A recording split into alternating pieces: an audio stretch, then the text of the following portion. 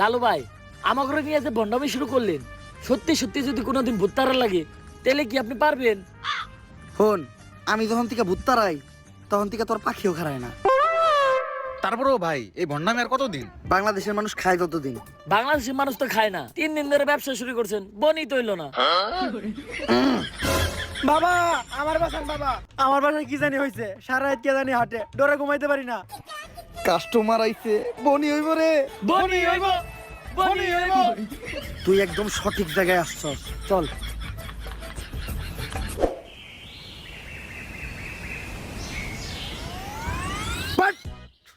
তুই ঠিকই কইছিলি, তোর এই বাড়িতে কিছু একটা আছে, আমি সিগন্যাল পাইতাছি। কিন্তু বাবা আমার বাড়ি তো এটা না, আমার বাড়ি তো আরো সামনে। আরে সামনে আর কি, ওইটার সিগন্যাল আমি এন থেকে পাইতাছি। আমার ক্ষমতা সম্বন্ধে তোর ধারণা নাই, আমি যা যা কমু তাই তাই মিলা যাইবে। প্রতি রাইতেই তোর বাসার থেকে নুপুরের আওয়াজ আহে না রাইত তৈলেই টিনের চালে কেউ না কেউ ঢেল মারে না, তাইলে অন্তত ঘরের জিনিসপত্র ভাঙচুর করে। এটাও তো করে না। বুঝছি, তার মানে এই ভুটটা অনেক ডেঞ্জারাস। তোর বাসায় যাওয়া যাইব না, এই জায়গার থেকে ওই ভুট্টারে দাঁড়াইতে হইব। ভূত তাড়ানোর লেগে যে জিনিসগুলো আনতে কইছিলাম ওই জিনিসগুলো আনছস? হ বাবা আনছি, এই নেন আপনার রুটি কলা আর মোমবাতি। কিন্তু লালু ভাই ভূত তাড়াইতে আবার রুটি গলা লাগবো কেন? আরে ভূতটা আমি খালি মোমবাতি দিয়ে দাঁড়ামু, রুটিগুলো তো আমার নিজের খাওয়ার লেগে আনছি। নে তুই মোমবাতিটা জ্বালা, আমি মনে মনে মন্ত্র পড়তাছি। মোমবাতি জ্বালানোর লগে লগে ভূতে নেয় হাজির হইবে। লালু ভাই মম জ্বালাইলে কি আসলে কোনো ভূত আইবো? হন, আমি যেই সময় থেকে মোম জ্বালায় ভূতানি ওই সময় তোর পাখিও খারায় না। কথা না কয়ে মোম জ্বালা।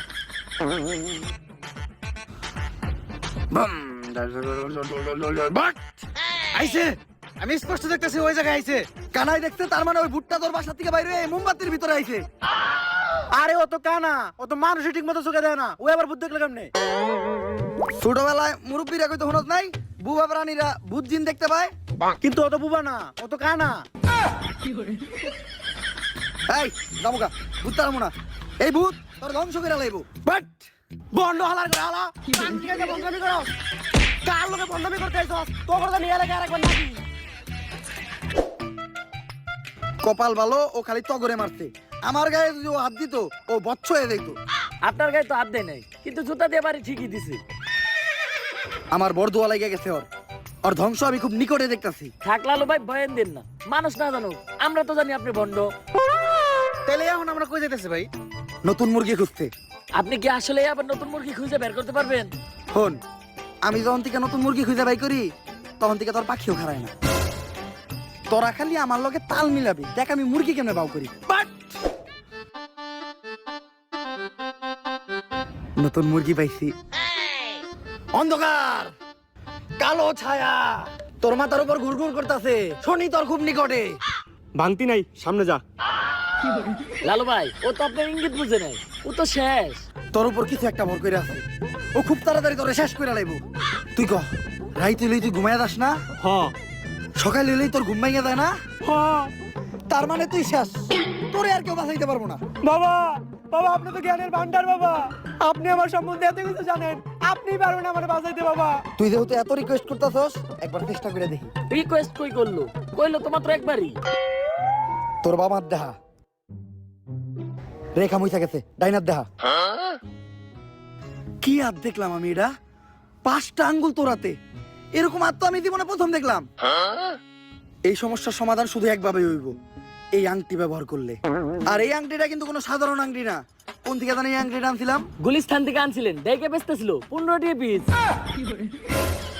হিমালয়ের পুরাই থাকা মায়াবী পাথর দিয়ে এই আংটিটা বানানো। নে তোর সব সমস্যার সমাধান। আপনি আমারে বাঁচাইলেন বাবা। এখন বাবারে খুশি কর, তাই আনিমু না, তোর দাবার লাগে দে। জয় বাবার জয়, জয় বাবার জয়। ভাই আন্টি কিনছিলেন 15 টাকা দিয়ে, দিয়ে গেল মাত্র 5 টাকা, 10 টাকা লস। আর এতক্ষণ পেশাল চাপারছিলেন সব ফাও। আপনি তো ব্যবসা বুঝেন না। হন, আমি যখন থেকে ব্যবসা বুঝি তখন থেকে তোর পাখিও খারায় না। ব্যবসায় লাভ লস আছে।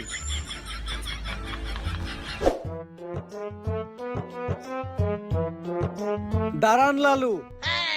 পুলিশ আমাকে রাস্তা আটকে লোকে রে, আমরা যে ভন্ডামি করি এটা নিয়ে কেউ আবার মামলা টামলা করলো নাকি? আমার ঘরে দইরা বইরা দেওয়ার আগে আয় আমরা পায়ে দইরা মাপতে এলাই। স্যার মাফ করে দেন স্যার, আর কারো লাগে ভন্ডামি করবো না স্যার। গরিব মানুষ, করার কিছু নাই, এটা করে 2-4টা তাইল ভাত খাই। লালু বাবা, আমি তো সঞ্জনা নামের এক আত্মার সন্ধান করতে আপনার কাছে আইছিলাম।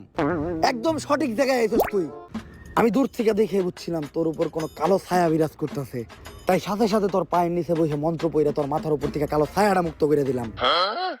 লালু বাবা, সঞ্জনা নামক এক পুলিশ কনস্টেবলে ধরে নিয়ে গেছে।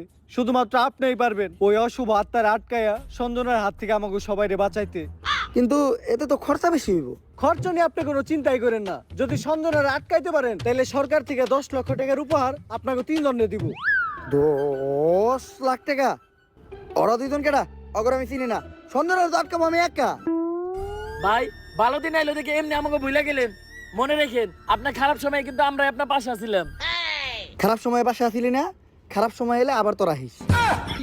শোনো, সঞ্জনার মতো আত্মারে ভৎস করার জন্য আমার কিছু জিনিস লাগবে, ওগুলা ব্যবস্থা করার পর আমি তোমার লগে যোগাযোগ করতেছি।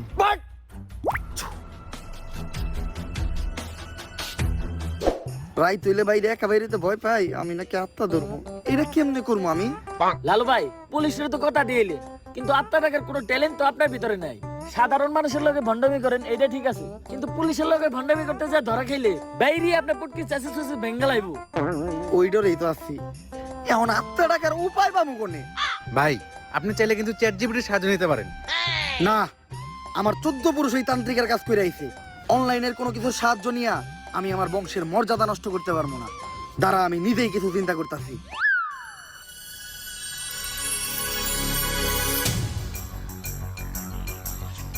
ভাই অনেকক্ষণ তো হয়ে গেল, কি চিন্তা করলেন? চিন্তা করলাম মোবাইলে চ্যাট জিপিটি ডাউনলোড দিতে হইব। হালা বন্ড। চ্যাট জিপিটি তো ডাউনলোড দিছি, কিন্তু ভূত দে ডাকমু, এটা চ্যাট জিপিটি এটা দিকামু কেমনে? ইংলিশে শিখাইতে হইব। আপনি কি ইংলিশ পারেন? শোন, আমি যখন থেকে ইংলিশ পারি তখন থেকে তোর পাখিও খারায় না। দেখ ইংলিশ কইতাছি। Hello chat GPT, how can I ডাকমু ভূত রে? ইংলিশের নানির খালি ঘর। চ্যাট জিপিটি এগুলা কি লেখছে রে? ভাই ইংলিশ লেখছে, ইংলিশ তো আপনি বুঝেন না, দেন আমারে দেন। কি লিখছে? ভাই ইংলিশ তো আমি বুঝি না। তাইলে নীলিকে, তুই নীলিকে, তাইলে নীলিকে।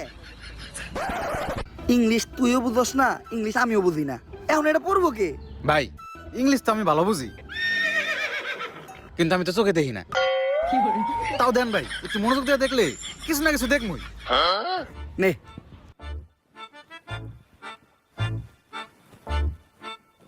কিছু দেখলি? হ ভাই, কি? সব অন্ধকার।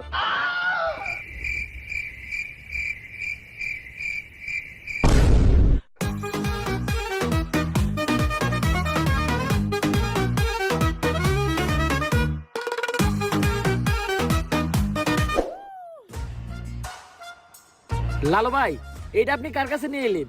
ওনারে চিনস না তুই? উনি অনেক বড় তান্ত্রিক, এই দেশে ওনার লক্ষ লক্ষ মুরিদ। উনি নতুন একটা বই লিখছে, বইয়ের নাম শয়তান ধরার গর্জন। যেই বই পইরা নতুন কইরা লাখ লাখ মানুষ তান্ত্রিক হইতাছে। কিন্তু লালু ভাই আশেপাশে তো কোনো তান্ত্রিক বা মুরিদ দেখতেছি না। আরে ওগুলা তো সব ফেসবুক আর টিকটকে। বাবা, সঞ্জনা নামের এক আত্মারে আমার ধরতে হইব বাবা, আপনি আমার সফল হওয়ার একটা উপায় দেন।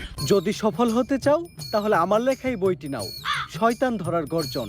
এই বইটি নেওয়ার সাথে সাথেই তোমার জীবনে থাকবে না কোনো অর্জন।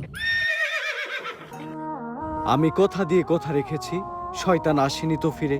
আমি শয়তান তাড়ানো গল্প লিখেছি আমার সারাটি জীবন ধরে। আমি অন্ধকারে মোমবাতি জ্বালিয়েছি, তবুও পাইনি ভূতের খোঁজ। আমি ভূতের অপেক্ষায় ছিলাম, ভূত নিজেই হয়েছিল নিখোঁজ। শয়তান ধরার গর্জন, পৃষ্ঠা নাম্বার চুদলিংপং। বাবা এটা তো মন্ত্র না, ছন্দ কইলেন।